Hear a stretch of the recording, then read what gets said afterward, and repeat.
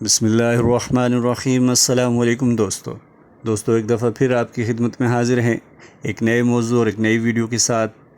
اور آج کی ویڈیو کا موضوع ہے حاکم یمن کا خانہ کعبہ پر حملہ اور اللہ تعالیٰ کا حاکم یمن اور اس کی فوج پر ابابیلوں کا عذاب نازل کرنا۔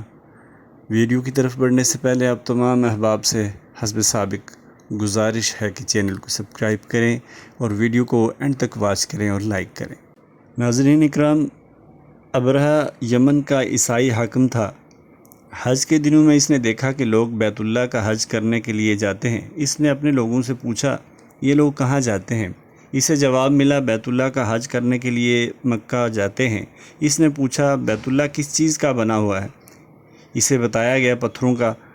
اس نے پوچھا اس کا لباس کیا ہے؟ بتایا گیا ہمارے ہاں جو دھاری دار کپڑا جاتا ہے اس سے اس کی پوشاک تیار ہوتی ہے۔ ابرہہ عیسائی تھا۔ ساری بات سن کر اس نے کہا مسیح کی قسم میں تم لوگوں کے لیے اس سے اچھا گھر تعمیر کروں گا۔ اس طرح اس نے سرخ، سفید، زرد اور سیاہ پتھروں سے ایک گھر بنایا، سونے اور چاندی سے اس کو سجایا، اس میں کئی دروازے رکھوائے، اس میں سونے کے پترے جڑوائے، اس کے اندر اس کے درمیان جوہر لگوائے، اس مکان میں ایک بڑا سا یاقوت لگوایا، پردے لگوائے، وہاں خوشبوئیں سلگانے کا انتظام کیا۔ اس کی دیواروں پر اس قدر مشک ملا جاتا کہ وہ سیاہ رنگ کی ہو گئیں، یہاں تک کہ جوہر بھی نظر نہیں آتے تھے۔ پھر لوگوں سے کہا اب تمہیں بیت اللہ کا حج کرنے کے لیے مکہ جانے کی ضرورت نہیں ہے، میں نے تمہارے لیے یہاں بیت اللہ بنا دیا ہے، لہٰذا اب تم اس کا طواف کرو۔ اس طرح کچھ قبائل کئی سال تک اس کا حج کرتے رہے، اس میں اعتکاف کرتے رہے، حج والے مناسک بھی یہیں ادا کرتے رہے۔ عرب کے ایک شخص نفیل خشمی سے یہ بات برداشت نہ ہو سکی، وہ اس مصنوعی خانہ کعبہ کے خلاف دل ہی دل میں کوڑتا رہا۔ آخر اس نے دل میں ٹھان لی کہ وہ ابرہہ کی اس عمارت کو گندہ کر کے چھوڑے گا۔ پھر ایک رات اس نے چوری چھپے بہت سی گندگی اس میں ڈال دی۔ ابرہہ کو معلوم ہوا تو سخت غضبناک ہوا، کہنے لگا یہ کارروائی کسی عرب نے اپنے کعبہ کے لیے کی ہے، میں اسے ڈھا دوں گا، اس کا ایک ایک پتھر توڑ دوں گا۔ لہٰذا اس نے شام اور حبشہ کو یہ تفصیل لکھ دی، ان سے درخواست کی کہ وہ اپنا ہاتھی بھیج دیں۔ اس ہاتھی کا نام محمود تھا۔ یہ اس قدر بڑا تھا کہ اتنا بڑا ہاتھی روئے زمین پر دیکھنے میں نہیں آیا تھا۔ جب ہاتھی اس کے پاس پہنچ گیا تو وہ اپنی فوج لے کر نکلا اور مکہ کا رخ کیا۔ یہ لشکر جب مکہ کے قرب جوار میں پہنچا تو ابرہہ نے فوج کو حکم دیا کہ ان لوگوں کے جانور لوٹ لیے جائیں۔ اس کے حکم پر فوجیوں نے جانور پکڑ لیے، ان میں عبد المطلب کے اونٹ بھی تھے۔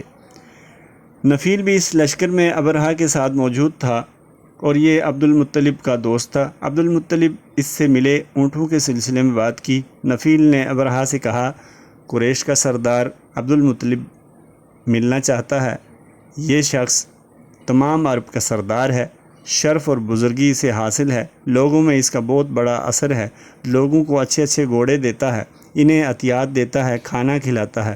یہ گویا عبد المطلب کا تعارف تھا۔ ابرہہ نے انہیں ملاقات کے لیے بلا لیا۔ ابرہہ نے ان سے پوچھا بتائیے آپ کو کیا چاہیے اور آپ کیا چاہتے ہیں مجھ سے؟ انہوں نے جواب دیا میں چاہتا ہوں میرے اونٹ مجھے واپس مل جائیں۔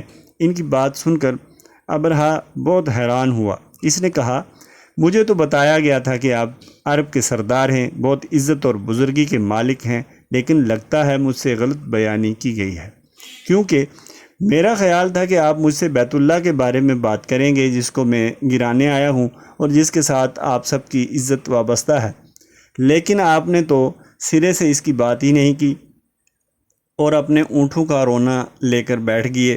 یہ کیا بات ہوئی؟ اس کی بات سن کر عبد المطلب بولے آپ میرے اونٹ مجھے واپس دے دیں، بیت اللہ کے ساتھ جو چاہیں کریں، اس لیے کہ اس گھر کا ایک پروردگار ہے، وہ خود ہی اس کی حفاظت کرے گا، مجھے اس کے لیے فکر مند ہونے کی ضرورت نہیں۔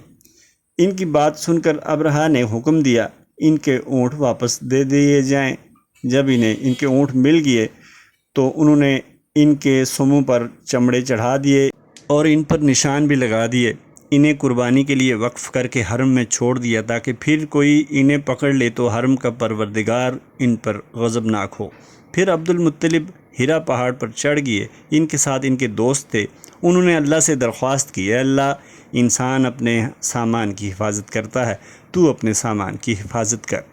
ادھر سے ابرہہ اپنا لشکر لے کر آگے بڑھا۔ وہ خود ہاتھی پر سوار لشکر کے درمیان موجود تھا۔ ایسے میں اس کے ہاتھی نے آگے بڑھنے سے انکار کر دیا۔ وہ زمین پر بیٹھ گیا۔ ہاتھی بانو نے اسے اٹھانے کی کوشش کی لیکن وہ نہ اٹھا۔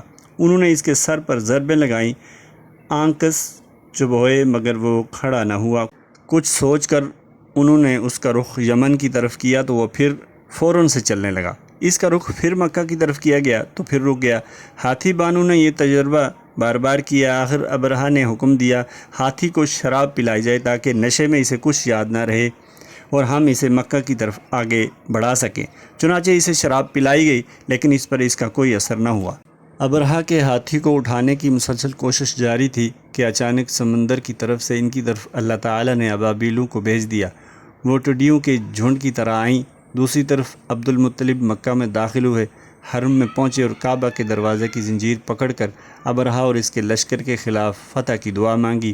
ان کی دعا کے الفاظ یہ تھے، اے اللہ، یہ بندہ اپنے قافلے اور اپنی جماعت کی حفاظت کر رہا ہے، تو اپنے گھر یعنی بیت اللہ کی حفاظت فرما۔ ابرہہ کا لشکر فتح نہ حاصل کر سکے، ان کی طاقت تیری طاقت کے آگے کچھ بھی نہیں۔ آج صلیب کامیاب نہ ہو۔ صلیب کا لفظ اس لیے بولا کہ ابرہہ عیسائی تھا اور صلیب کو عیسائی اپنے نشان کے طور پر ساتھ لے کر چلتے ہیں۔ اب انہوں نے اپنی قوم کو ساتھ لیا اور ہیرا پہاڑ پر چڑھ گئے کیونکہ ان کا خیال تھا کہ ابرہہ کا مقابلہ نہیں کر سکیں گے۔ اور پھر اللہ تعالیٰ نے پرندوں کے جھنڈ بھیج دیے۔ یہ پرندے چڑیا سے قدرے بڑے تھے۔